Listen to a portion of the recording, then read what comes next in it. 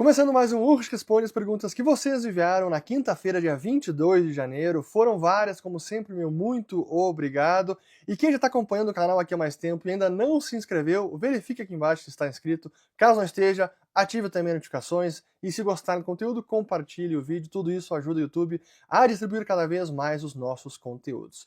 Muito bem, aqui é primeiro, ó. Quem ou o que vai parar os desmandos do STF? Pois incrível como o R da semana passada, cuja capa foi "É pior do que você imagina", ele foi profético porque está se revelando pior do que muitos imaginavam e pode ser ainda pior. Felizmente, o que nós estamos vendo por parte da imprensa, boa parte da imprensa, até mesmo Rede Globo, Estadão, enfim, Metrópolis, vários jornalistas investigando a fundo o caso, e que é o que precisa ser feito sempre, independentemente de quem esteja envolvido, qualquer partido, ideologia, direita, esquerda, centro, não importa, todos devem ser investigados, devem ser questionados, e neste caso agora, com tudo que foi divulgado nos últimos dias, o resort com cassino no Paraná, se eu não estou enganado, que supostamente é do Toffoli, ele é tido como dono pelos funcionários, enfim, é um negócio tão escandaloso, cada vez mais escandaloso. Só quem é que vai parar isso?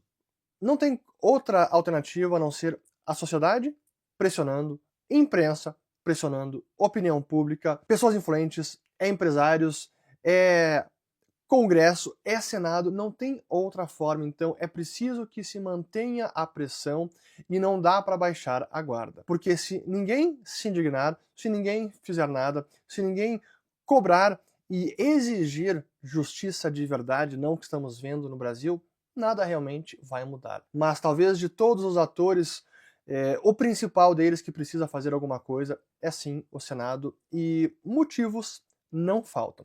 Depois de tudo que nós vimos na imprensa, nas redes sociais, circulando nessa última semana, assim, é absolutamente surreal. É como eu disse, é pior do que a gente imagina. Quando acha que não pode ficar pior, sim, fica pior. E basta ir puxando o fio, a coisa fica, assim, é um escárnio, porque é tão descarado a impunidade, a certeza de que podem fazer tudo e que nada vai acontecer.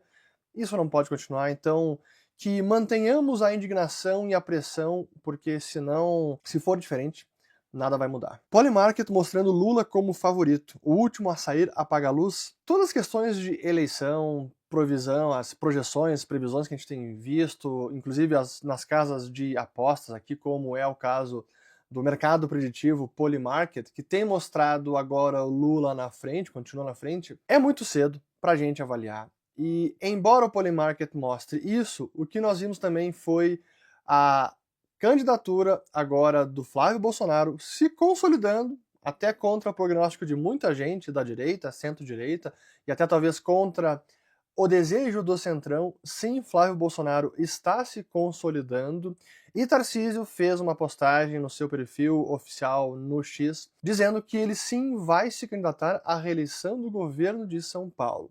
Então, se isso não é uma desistência oficial, é o mais próximo, e deixa, então, a candidatura da direita para ser o grande representante e oponente de Lula na próxima eleição, o Flávio Bolsonaro. E tanto é que no próprio Polymarket, assim que saiu a postagem do Tarcísio, o Flávio Bolsonaro disparou nas pesquisas.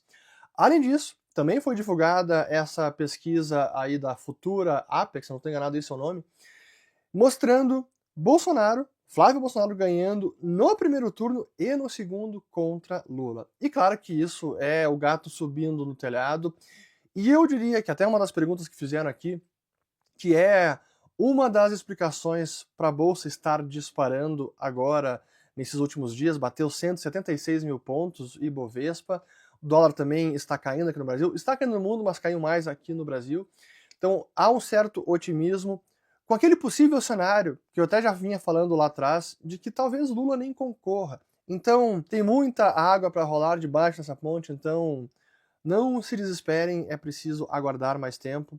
E importante é que as notícias recentes, os escândalos recentes, o caso do Banco Master, os implicados no escândalo, tudo isso joga contra o atual governo.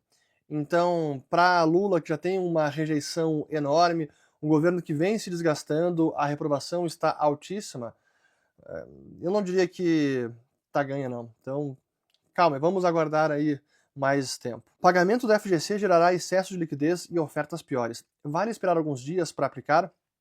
Primeiro de tudo, converse com a Liberta Wealth. Qualquer dúvida que vocês tiverem sobre investimentos, como alocar melhor, pensando também em planejamento patrimonial, sucessão, aquilo que abrange mais toda a ideia de preservação de patrimônio e pensando para esta e as seguintes gerações, não apenas numa alocação e qual é a melhor carteira de ativos, é algo mais abrangente. Então converse com a nossa equipe da Liberta Wealth, vou colocar aqui o código QR na tela, link na descrição do vídeo, e até para as questões relacionadas ao CDB do Master, quem tiver aí ressarcimento para receber, vale conversar com o pessoal, mas nesse momento, assim, não tem por que logo se atirar em alguma aplicação financeira que renda mais do que o CDI.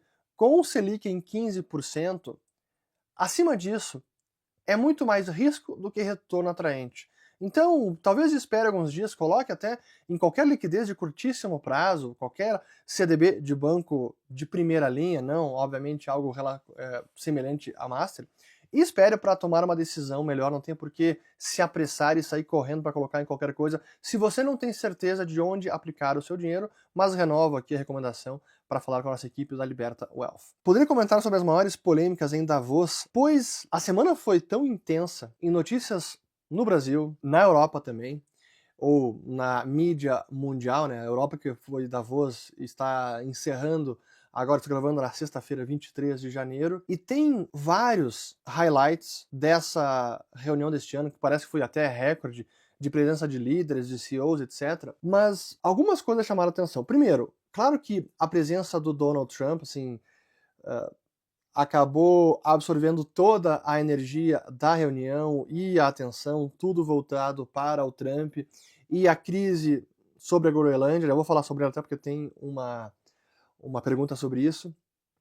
Mas eu destacaria dois discursos importantes que quem não assistiu eu recomendo que assista. O primeiro, que foi até ele que foi no primeiro dia, se eu não estou enganado, que logo viralizou, que foi o discurso do premier do Canadá, o Mark Carney. Ele que, inclusive, foi presidente do Banco Central do Canadá. E ele, diria de forma muito lúcida, ele é um oponente ao Trump. Até o Trump acabou de desconvidar ele a participar do Board of Peace, o Conselho da Paz. Enfim, coisas de Trump. Mas foi um discurso muito lúcido e transparente, e reconhecendo como essa ordem global que vigorou nos últimos 25 ou 30 anos, o que eles gostam de chamar de Rules-Based International Order, ou a ordem internacional baseada em regras e no direito internacional, que era uma espécie de ficção e que todos os países aderiam, ou os principais países do Ocidente, da OTAN, os aliados, aderiam a essa ficção e seguiam sustentando essa mentirinha de que o mundo funciona com base no direito internacional e no mundo baseado em regras, e que, na verdade, os eventos recentes, eles revelaram que o mundo nunca funcionou assim. Talvez esses últimos 25, 30 anos foram a grande exceção, porque o mundo funciona à base da força, das guerras, da violência, e ganha quem é a potência hegemônica ou as potências, ou como se dizem, é o Great Power Politics, é a política das grandes potências. E é o que estamos vendo exatamente agora, só que isso sempre esteve aí latente. Mas talvez por conta de menos conflitos e um período um pouco mais amigável e de relações até comerciais mais aprofundadas, junto com Europa e Rússia, especialmente no campo energético, fez parecer que o mundo sim poderia funcionar apenas com base nas regras e nesse direito internacional, e que na prática é essa grande ficção, e que ele reconhecer isso, Mark Carney, sendo que ele é também um representante dessa chamada agenda globalista, isso para mim é um divisor de águas e acho excelente. Isso não significa que ele vai se tornar um aliado de Trump, etc., mas é uma evidência de como essa ordem mundial desses últimos 30 anos, isso caiu por terra, não existe mais. Estamos num novo momento da história, talvez retornando ao que sempre foi a história. Eu não estou dizendo que isso é bom ou ruim, mas é a realidade. E os países precisam se dar conta, as nações precisam dar conta que essa é a realidade para decisões geopolíticas, para decisões de alianças estratégicas, de acordos e tudo mais. É assim, infelizmente, que o mundo funciona e é assim que as nações lidam entre si. Sempre foi assim e não será diferente. O outro discurso muito importante, que também é um divisor de águas, foi o do Merz, que é o premier da Alemanha, porque da mesma forma ele reconheceu duas coisas. Primeiro, sobre o próprio bloco europeu, como este mercado único, ou mercado integrado da União Europeia, que deveria gerar mais riqueza e mais comércio e mais até empreendedorismo, mais livre mercado. No final das contas, o que gerou foi um emaranhado burocrático de over-regulation, de muita regulação. Então, ele reconhecer isso nesse palco é fantástico e quem sabe a União Europeia possa mudar o seu rumo, porque eu sempre critiquei isso aqui da União Europeia, porque ela nasceu como sendo uma forma de integrar vários países do continente para comercializarem mais, para reduzirem barreiras, para reduzir fricção de pessoas, de movimentação de pessoas, de capital, de mercadorias e tudo mais. Mas na prática, acabou se criando um grande bloco protecionista e intrabloco com muita regulação. É assim, é uma bizarrice, tanto é que tem uma matéria recente do Financial Times, até destaquei sobre o problema da regulação excessiva na Europa, vou colocar esse link aqui na descrição do vídeo. A Europa virando chacota, por exemplo, uma das regulações que eles exigiram é que as tampas de garrafas de plástico precisam estar conectadas, então quando abre a garrafa, a tampa fica presa na garrafa e a tampa não cai.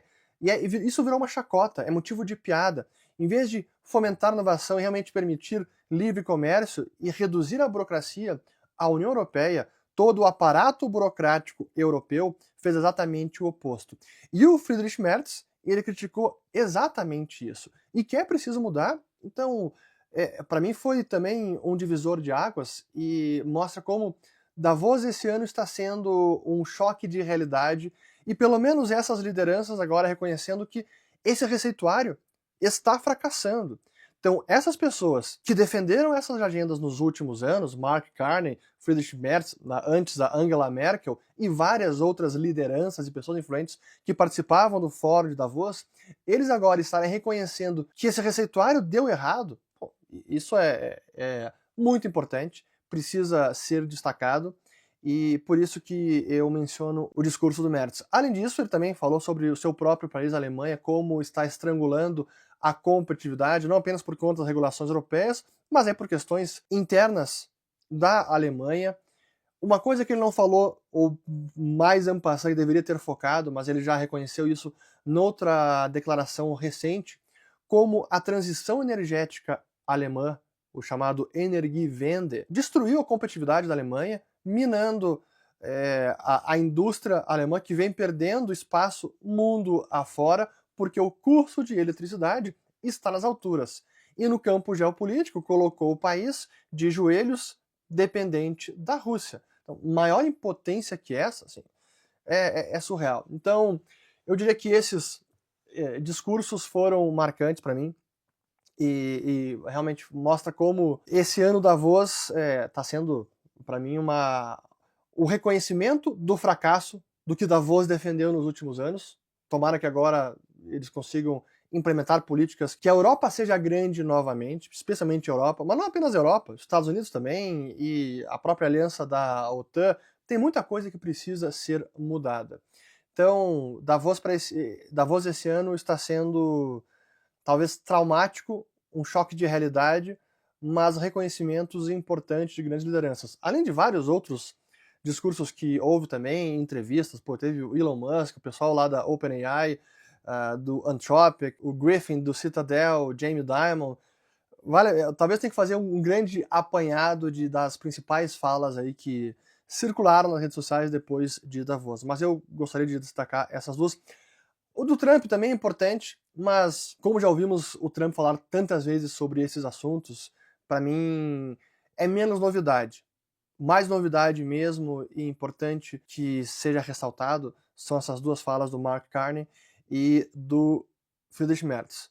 Os globalistas reconhecendo o fracasso do globalismo e a ficção que era a ordem mundial baseada em regras que, de fato, nunca existiu. Qual o verdadeiro interesse de Trump pela Groenlândia? Pois, então, agora abordando o assunto crise Groenlândia, porque até eu me manifestei pouco sobre o assunto nos últimos dias e tenho visto tantas notícias, inclusive porque foi mais uma demonstração da estratégia do Trump de conseguir o que ele realmente quer, usando do poder da comunicação, da ambiguidade estratégica, dos exageros, da retórica, do discurso midiático, sensacionalista, provocando ira, repulsa e todos os sentimentos mais negativos, especialmente as pessoas que odeiam o Trump. A ponto de, nos últimos dias, nem descartar uma possível incursão militar, uma invasão na Groenlândia para ele conseguir a posse do país ou conseguir valer a sua vontade, os seus interesses na grande ilha. E no fim das contas, depois de muita manchete e muita fala que circulou e viralizou pelas redes, ao que tudo indica, Trump chegou sim a um acordo com a OTAN, depois de uma conversa também com o Mark Rutte, que é o secretário-geral da OTAN, assim como outras lideranças. E o que os Estados Unidos realmente quer na Groenlândia é que o território seja efetivamente defendido e que proteja os interesses nacionais dos Estados Unidos, ou a segurança nacional dos Estados Unidos. Porque geograficamente é um lugar muito estratégico. Até vou colocar uma imagem aqui, pedir para o editor colocar na tela, como do ponto de vista de ataques de mísseis, os CBMs da Rússia, assim, é uma área privilegiada para interceptar mísseis ou para identificar qualquer tipo de ataque, isso pelos ares, que dirá então pelos mares, sendo que o Ártico está cada vez mais importante como rota de navegação e como rota de navios militares também. Então, é uma região importantíssima e agora o Trump parece que finalmente está conseguindo o que ele realmente queria. Groenlândia, OTAN, Europa, não é Venezuela, não é Nicolás Maduro. Então, eu não conseguia imaginar Estados Unidos invadindo a Groenlândia. Não conseguia. Descartava? Não dá para descartar. Mas não conseguia imaginar que isso realmente ia acontecer. E como o Trump usa muito bem dessa comunicação até ofensiva, como por exemplo, colocou no Twitter dele, no Truth Social, aquele cartaz, ele, o Marco Rubio e o J.D. Vance, se não me engano são esses quatro, esses três, plantando a bandeira dos Estados Unidos na Groenlândia, escrito Greenland US Territory desde 2026. Cara, é uma piada, é agressivo para muita gente, é absurdo, é inaceitável, mas são as artimanhas que o Trump usa para conseguir o que ele quer. Então é o Art of the Deal, é aquele Win Big, eu já falei para vocês ler este livro do falecido Scott Adams, até faço um parênteses aqui, que descanse em paz, ele estava lutando contra um câncer que surgiu repentinamente no ano passado, se eu não estou enganado, e veio a falecer agora no começo do ano. Mas ele foi dos primeiros analistas políticos, nem era considerado analista político, mas foi o primeiro que entendeu muito bem a estratégia de comunicação e como o Trump poderia vencer a eleição lá em 2016 e agora novamente. E ele escreveu o livro que eu já recomendei aqui, chamado Win Bigly, em que ele analisa minuciosamente todo o poder da retórica, as ferramentas de comunicação, de persuasão que o Trump utiliza para conseguir o que ele quer. E agora com a Groenlândia, eu diria que foi mais um caso exemplar dessa estratégia Win Bigly. Agora vamos aguardar o acordo final que também não foi divulgado ainda. E só a questão dos interesses. Minerais críticos também estariam, há reservas de minerais na Groenlândia que os Estados Unidos poderiam também explorar? Sem dúvida. Mas considero que é mais a região sendo um território estratégico para a segurança nacional dos Estados Unidos e não estar sendo devidamente protegido pela Dinamarca, pela OTAN. E agora, com esse acordo, possivelmente ele pode conseguir que a OTAN comprometa mais recursos para defender a Groenlândia de qualquer ataque de um rival aí do Ocidente. China está desovando US Treasury Bills e comprando ouro. Até Estados Unidos venderam 654 bilhões em Treasury Bills, ouro a 10 mil em 2026. Espera que tem várias questões aqui. Primeiro, Estados Unidos segue financiando o seu déficit, rolando a dívida e priorizando mais a emissão de dívida curta, Treasury Bills, que é até 1 ano de vencimento, do que mais alongada, até porque mais alongada está mais cara. 10 anos acima de 4%, 30 anos quase em 5%. Mas a China, ela não está desovando ainda a Treasury. Ela vendeu Treasuries, foi uma vendedora líquida recente e vem comprando ouro há bastante tempo. Mas o mundo inteiro também está comprando ouro. Aí será que o ouro é até 10 mil em 2026? Não, aí me parece exagerado. O ouro está quase chegando a 5 mil dólares. Estou gravando na sexta-feira, 23 de janeiro. A última vez que eu vi, o preço tinha chegado em 4.936 dólares por onça Troy. 5 mil vai ultrapassar. Agora, 10 mil dólares, não, me parece um exagero. Não dobraria de preço em 2026. A não ser que muita coisa dê errada ou muita surpresa negativa a ponto de ouro dobrar de valor neste ano. Então, não é a minha previsão para o ouro. Se isso acontecer, bom, eu estou posicionado em ouro, assim como Bitcoin, principalmente. Acho que ambos ativos vão se beneficiar. O Japão quebrou, pois, além de todo o noticiário repleto aí no Brasil, no mundo, Europa, Davos, Estados Unidos, mas esse do Japão, que está vendo os rendimentos da dívida governamental, a dívida pública, ultrapassar patamares que não se via na história. O de 40 anos subindo acima de 4%, o de 30 anos bem acima de 3%, o de 10 anos chegou em quase 2,4% nesta semana. E com a perspectiva agora, que é por isso, é um dos motivos que está fazendo o mercado questionar e por isso os juros estão subindo muito, a primeira-ministra, a Sanai Takaichi, que já chamou novas eleições e que se ela ganhar, ela já está com um mandato de expansão fiscal. Inclusive quer cortar impostos sobre alimentos ou uma suspensão temporária. O claro, é ótimo, mas vai aprofundar o déficit fiscal, portanto vai aumentar o tamanho da dívida, que já ultrapassa mais de 200% do PIB. Então, isso, para os investidores, para o mercado, é preocupante. E, ao mesmo tempo em que o juro está subindo, o iene também está se desvalorizando. E agora, o Banco do Japão, que teve uma notícia recente mostrando que o BOJ, o Bank of Japan, está preocupado com a perspectiva fiscal e que se os juros seguirem subindo, ele vai ser obrigado a intervir e comprar a dívida pública. Só que ele já é um dos principais detentores da dívida pública. O Banco Central do país está financiando, monetizando o déficit fiscal. E agora, se a coisa degringola, ele vai comprar ainda mais, com a inflação ainda ao redor de 3%, que é algo que não se via em décadas no Japão, também vem preocupando, e o câmbio se depreciando ainda mais.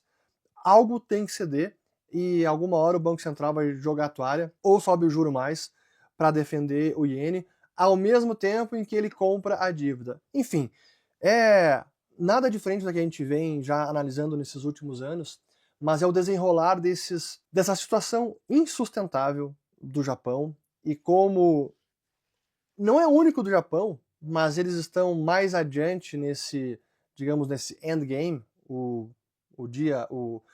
que é o acerto final, o fim do jogo, que é o Banco Central comprando cada vez mais, intervindo cada vez mais, estatizando ativos, comprando a dívida pública, já tem mais de 40% da dívida pública no seu balanço. O Japão não quebrou, ele está quebrando já, ou está quebrado há bastante tempo. Porque a maioria dos economistas não enxerga o Bitcoin como um imperativo moral e só se importa com o valor nominal. A maioria dos economistas não entende nem o ouro como um ativo de proteção, como um dinheiro apolítico, como a moeda por excelência nos últimos milênios, nos últimos séculos. Então, a ciência econômica dominante, ela defende que o dinheiro é uma criatura estatal e, portanto, deve estar sob o domínio completo do Estado.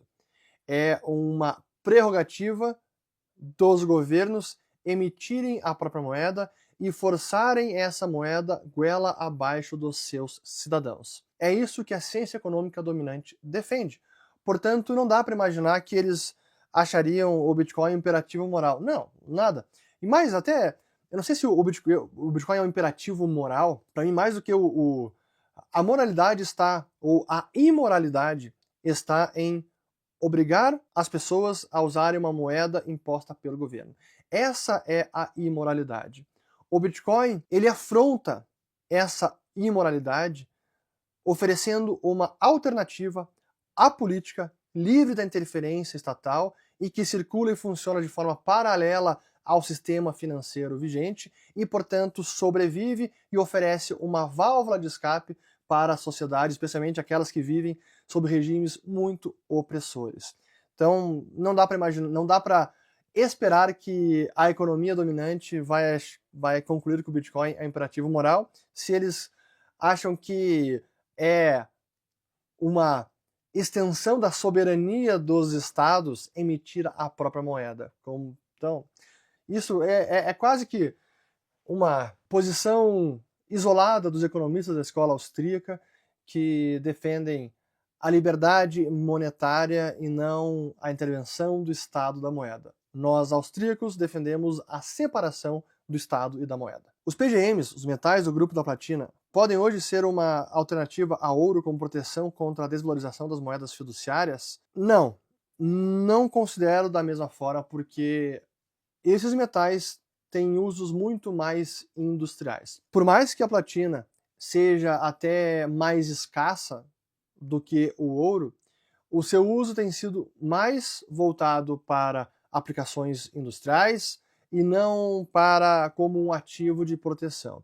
Então eu não vejo a platina tendo essa utilidade ou os demais metais do grupo, paládio, ródio, etc. Então, para mim, não são comparáveis. Estão se beneficiando no momento atual de metais preciosos se valorizando, mas o uso final é diferente. Eu vi alguns estudos sugerindo o petróleo na faixa de 30 a 40 dólares após a reentrada da Venezuela no mercado e diante da atual conjuntura internacional.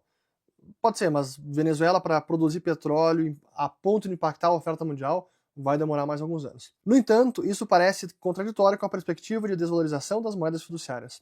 Como você vê o preço do petróleo e de outras commodities no médio e no longo prazo? O petróleo é diferente de ativos mais escassos como o ouro, que refletem com mais precisão a desvalorização das moedas. Por que eu digo isso? Porque o petróleo, ao contrário do ouro, ele é consumido, ele tem uma oferta bem mais volátil, a demanda tem sido constante e crescente e seguirá subindo, mas ao mesmo tempo, o seu uso e a inovação tecnológica consegue gerar ganhos de eficiência que economizam a quantidade de petróleo e seus derivados utilizados nas mais diversas finalidades. Então, por mais que aumente a demanda de petróleo, o que se consegue fazer com a mesma quantidade de petróleo é muito mais. Isso, claro, graças ao crescimento econômico, à inovação tecnológica. Só que o petróleo é uma commodity que tem, então, os seus surtos de oferta, tem as suas próprias crises geopolíticas. Agora foi a Venezuela, mas como já a sua produção já foi muito reduzida nos últimos anos, não gerou tanto impacto, mas se dá uma guerra no Oriente Médio e a crise no Irã, isso pode impactar o preço do petróleo. Mas a oferta mundial, ao longo dos anos, também tende a crescer, como a gente viu nesses últimos anos. Então, eu acabei ainda não respondendo a pergunta, mas o que eu quero dizer é que, no final das contas, o preço do petróleo daqui 5, 10, talvez 20 anos, ajustado pela desvalorização da moeda, portanto, ajustado pela inflação, tende a ser menor do que o que está hoje. Essa foi a essência da aposta que o Julian Simon fez com o Paul Ehrlich lá no início da década de 80, em que selecionaram 10 commodities, o próprio Paul Ehrlich selecionou elas, e o Simon previu que nos 10 anos seguintes essa cesta de commodities estaria mais barata, ajustando o preço pela inflação nesse período, do que 10 anos antes. E ele ganhou essa aposta. E eu vejo a mesma coisa para o petróleo e outras commodities. Então, não se guie muito pelo preço nominal de uma commodity como o petróleo para a evidência de depreciação do dinheiro. Você sempre defendeu medir patrimônio pessoal em moeda forte, dólar. Agora, com a real chance de perda contínua de relevância da moeda americana, já seria a hora de considerar trocar a unidade de conta para o patrimônio pessoal? E em diversificação de moedas, em quanto está a relevância do dólar? Ótima pergunta, e eu respondo que ainda não. Ainda o dólar é a principal referência comparando com as demais moedas. Talvez o franco suíço seja superior em termos de preservação de poder de compra, porque é a moeda mais forte do último século. Mas uma referência até mais precisa para a mensuração de riqueza ao longo do tempo, no longo prazo, talvez seja o próprio ouro. Eu fiz um vídeo sobre isso, se não me engano é intitulado Você Nunca Mais Verá Seus Investimentos da Mesma Forma. Editor, coloca o link aqui em cima, em que a gente precifica as ações imóveis em função do ouro e não do dólar. Então o ouro pode ser uma alternativa para você mensurar o seu patrimônio e avaliar o seu crescimento ao longo do tempo. Por que eu digo que hoje ainda é melhor o dólar com todas as suas deficiências? Porque ele é a unidade de conta, é a mercadoria, é o bem mais líquido do planeta, é o dólar americano, não é mais o ouro. Mas por conta dessa desvalorização, que não é exclusividade do dólar, é também das demais moedas, talvez nos próximos anos, talvez esteja cada vez mais próximo, o mundo precise sim migrar para uma referência de valor mais estável. E por isso que o ouro seria a principal indicação. Então, eu diria, para fazer esse dever de casa usando tanto o dólar para medir seu patrimônio, mas também o ouro. Boa noite, o grande fã investidor da OBTC. Pode falar um pouco sobre a queda do MNEV? OBTC 3 para 5 anos é uma boa aposta? Bom, eu não posso falar que se é ou não uma boa aposta, mas já que eu sou investidor e conselheiro da empresa, mas é preciso sim falar do momento atual, porque nós vimos os múltiplos das empresas de tesouraria de Bitcoin, a MicroStrategy, ou Strategy, outras nos Estados Unidos, a MetaPlanet no Japão, inclusive a Orange BTC no Brasil, que viram o seu múltiplo comprimindo, caindo até abaixo de 1 vezes o NAV, o que significa que o valor da companhia segundo a ação precificada no mercado, é menor do que o valor patrimonial líquido dos bitcoins, considerando o preço do Bitcoin no mercado, o que parece não fazer sentido, porque uma empresa estaria sendo negociada abaixo do seu valor patrimonial do seu principal ativo. E é que eu preciso explicar como a empresa foi estruturada e concebida, e para mim é a análise que todo investidor deveria fazer, é entender os fundamentos da empresa. Porque algumas empresas foram penalizadas lá fora porque, estavam altamente endividadas, ou com dívida de curto prazo, então se alavancaram de forma imprudente e por isso o mercado puniu elas, ou tem uma estrutura de custo, despesas fixas também elevadas e sem receitas relevantes, então comprometeram também financeiramente a empresa no curto prazo. Então é preciso analisar os fundamentos da empresa. A Orange BTC praticamente não tem dívida, a sua alavancagem é baixíssima, a sua estrutura fixa também é baixíssima, o que permite ela atravessar um cenário de bear market por vários anos, sem enfrentar nenhum tipo de problema, ou chamada de margem, ou alguma iliquidez, ou qualquer tipo de preocupação financeira. Outra questão importante, os bitcoins em carteira.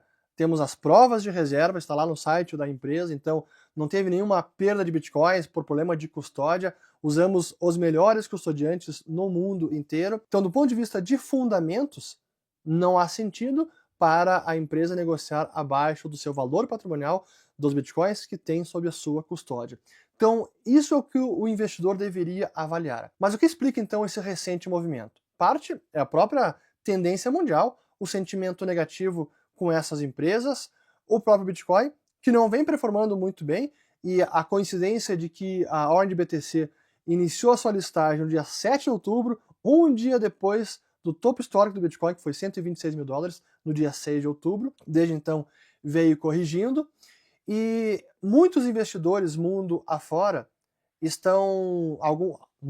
alguns investidores que fizeram fortes posições em várias dessas empresas estão vendendo suas posições.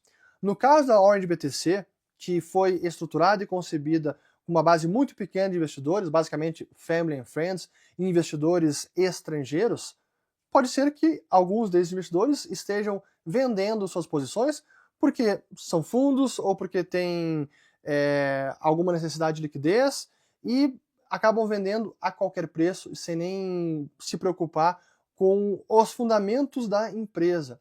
Então, é isso que eu falaria para as pessoas analisarem com relação à ordem de BTC, o preço que está na tela e o valor patrimonial e os fundamentos da empresa. Eu continuo acreditando e muito no futuro da empresa. Ela recém começou, não faz nem um ano ainda. Pô, outubro foi ontem, então é muito cedo. E aí por que também se há uma pressão de venda de investidores estrangeiros e que entraram no início na estruturação inicial da empresa, o grande desafio inicial que a ordem BTC tinha era justamente a liquidez do papel. E um papel que não tem muita liquidez, qualquer pressão maior de venda vai acabar levando o preço para baixo, e é o que se viu até nos últimos dias de negociação, que foi um volume bem elevado, acima da média desde que começou a negociar, e fez o preço cair. Então, analise os fundamentos e aí vocês podem chegar à própria conclusão sobre se é justificado ou não esse desconto em relação aos ativos em custódia. Qual a explicação das altas consecutivas na B3? Pô, eu vim falando sobre isso há tanto tempo, como a nossa bolsa estava numa zona de oportunidade em relação ao risco-retorno excelente, isso já faz mais de um ano até, e permanecia 6 meses atrás, e agora com o cenário externo favorável para o Brasil, para emergentes, e o cenário interno ainda incerto, porém longe de ser terra arrasada, Lula reeleito com certeza, está fazendo o mercado tomar cada vez mais apostas positivas na nossa bolsa, cada vez mais comprados, porque a oportunidade ainda existe. E até o próprio EWZ, né, a Bolsa Brasileira em dólares, chegou a ultrapassar 35 pontos agora nessa semana. Então, ainda estamos numa tendência positiva para a nossa bolsa, assim como outros emergentes. Ouro chicoteou o BTC em 2025, 2026 será pior ainda para o BTC? Cedo demais para avaliar. Sim que nas últimas semanas até, eu diria que a tendência tem sido ouro e prata disparam na frente, o ouro está quase 5 mil dólares por onça Troy, a prata quase 100 dólares por onça Troy, e o Bitcoin depois retoma e ganha um pouco mais de valorização. Agora, estamos quase no fim de janeiro, achar que o ouro já vai ganhar do Bitcoin? Não, eu aguardaria e eu não faria essa aposta. Pode ser possível, mas eu não faria essa aposta para 2026. Urge, você acha que o real tem chance de se recuperar no longo prazo? No sentido de o real voltar a ter o poder de compra que tinha 5 anos atrás? Não, impossível, não tem como. Ah, mas ele pode voltar para R$5 por dólar, R$4,5 por dólar? Sim, pode. Para mim isso pode sim acontecer. E se o cenário favorável para o Brasil se consolida, inclusive com uma mudança de governo positiva para esse ano, sim, o real pode ir tranquilamente abaixo de 5. Não se surpreenda se for até próximo de 4. Parece uma loucura, mas quando há um movimento de otimismo, um choque de confiança, de credibilidade, de perspectiva, assim, de um horizonte muito mais claro, de crescimento sustentável, de boas reformas, olha, isso pode provocar o cenário oposto do que vimos no ano retrasado, na virada de 24 para 25, que foi um overshooting de depreciação cambial, o dólar chegou a R$6,30 por dólar, o câmbio, né? A gente pode ver o contrário, ter um undershooting do câmbio, aí o câmbio pode ir para R$4 por dólar. Parece algo impossível hoje, mas não é fora de cogitação ser um cenário muito positivo se confirmar no final deste ano. A pergunta pode ser abrangente demais, mas você vê salvação para o Brasil? Não, eu não vejo salvação para o Brasil. Já falei sobre isso. Mas sim, você tem salvação no âmbito pessoal, familiar, profissional.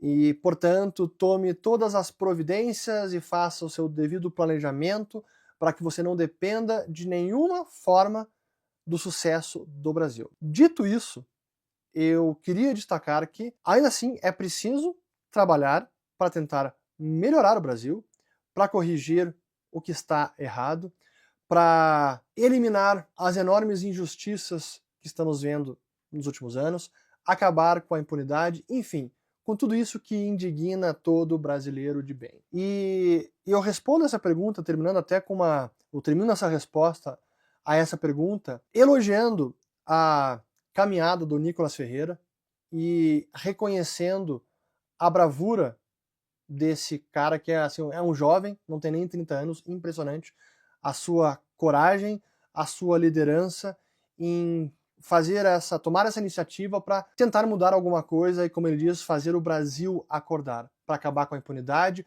acabar com as prisões injustas, para que a gente tenha uma CPMI de verdade do caso Master, do INSS, e que isso não acabe em pizza. Então, é realmente admirável a postura, o comportamento dele e a sua liderança nesse momento. E espero que ele tenha sucesso, que cada vez mais pessoas sigam ele nessa caminhada até Brasília, até o dia da manifestação, no dia 25 de janeiro. Então, parabéns ao Nicolas Ferreira. Dicas para o casal jovem iniciando a vida, empreendendo e pensando em ter filhos. Não pense apenas tenha filhos, porque eu já falei inúmeras vezes e reforço, é a melhor coisa, a melhor decisão que vocês podem tomar na vida de vocês.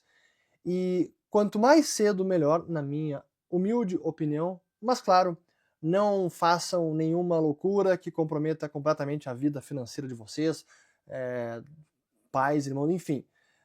Mas, sim, não há nada como ter filhos, então pense, planeje e tenha, que vocês não vão se arrepender, eu tenho certeza absoluta. E com isso eu encerro mais um Ulrich Responde, espero que tenham gostado. Desfrutem desse sábado com suas famílias, com seus amigos, ou desse fim de semana, espero ter lavado as louças também. E sigamos trabalhando, como sempre, para um Brasil melhor. Não se desesperem, mantenham a cabeça erguida, sigam trabalhando para a salvação pessoal, da sua família, salvação profissional, do seu patrimônio, como sempre, e ao mesmo tempo que a gente tenta fazer do Brasil um país melhor do que ele tem sido. Valeu, obrigado, compartilhem e até o próximo vídeo.